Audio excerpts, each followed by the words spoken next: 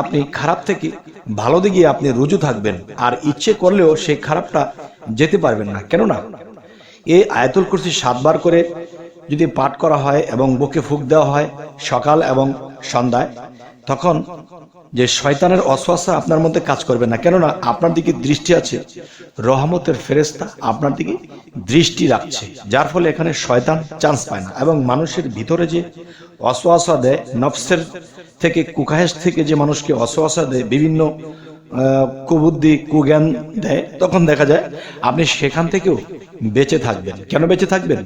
সেটা রহমতের ফেরেশতারা হতে দেবে না। আর হতে দেবে না কেন?